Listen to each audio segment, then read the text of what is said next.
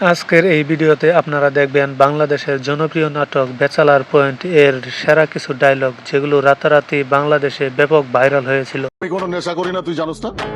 নেশা তো করেন না, অন্তর নেশার ব্যবসা ধান্দা করতেছেন আপনি। এই, আমি সব ছেঁচড়া ব্যবসা বাণিজ্য করি না বেটা। আমার নামে চান্দা উঠে বেটা।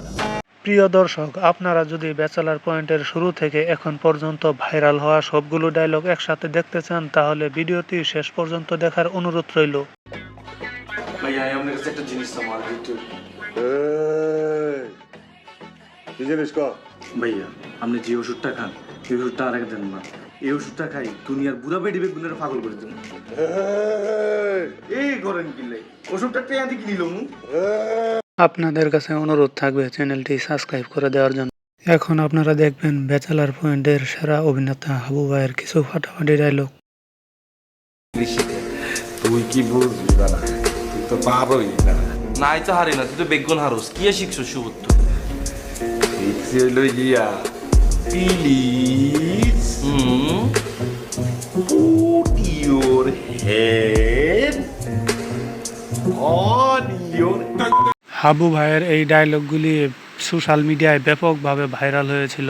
আমরা তুই আমার বলছো মালয়েশিয়া যাওয়ার পর আমার 3 মাস লুকাইয়া থাকতে হবে। হ্যাঁ, আমি লুকাইয়া থাকবো? আমি কি সন্ত্রাসী? তুই আমার চেনো নাই। আমি যতবার এয়ারপোর্টে গেছি তুই তত গ্লাস পানিও খাও নাই।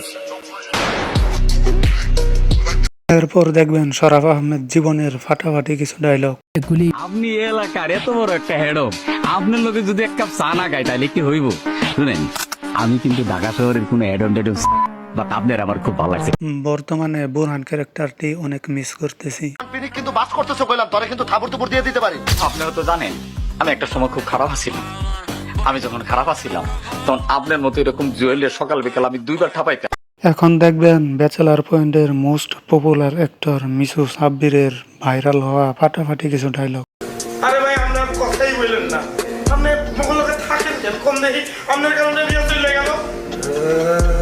আরে এই করে কোনো লাভ নাই, রিয়া চলে গেছে এখন খালি। তার এই ডায়লগগুলো ব্যাচেলার পয়েন্টকে অনেক জনপ্রিয় করে তুলেছে। মানে আমি বুঝলামই না, মুই নতুন আমেরিকান ইগলের বক্সার কিনে নিয়ে এসেছি, মুই কি তোমাদের মতো কম দামি বক্সার পরি বেটা? হ্যাঁ, মোর অ্যাশ কালারের ব্ল্যাক স্ট্রাইপ আলার সুন্দর ইগল পাখি আঁকা একটা বক্সার মুই পরে যাব, এর জন্য ধুইয়ে রাখছি, শুকাইলে পরে পরে বাইরে বাইরে হবো, সেটা না এটা গাইয়ে বইয়ে গেছে। মুই যদি কোনো এটা পড়তে দেখছি তার ইগল পাখিরে মুই জবাই দিয়ে দেবো। এখন দেখবেন জিয়াউল হক পলাশ উরুফে কাবিলার টিকটক কাঁপানো ফাটাফাটি কিছু ডায়লগ। ভাইয়া আপনি এমন একটা ব্যক্তির সিলেক্ট করছেন যাতে একদম পারফেক্ট একটা ছেলে। আর কাছে তো টাকা পয়সা কোনো ম্যাটারই না ভাইয়া। ছোটবেলা দেখতাম আর আম্মা খাটের উপর দি 10-12 লাখ 20 লাখ টাকা কেন সরে সিটা রাখতো। আমি তো ছোট মানুষ, আমি তো কিন্তু বুঝতাম না কিন্তু টিয়া।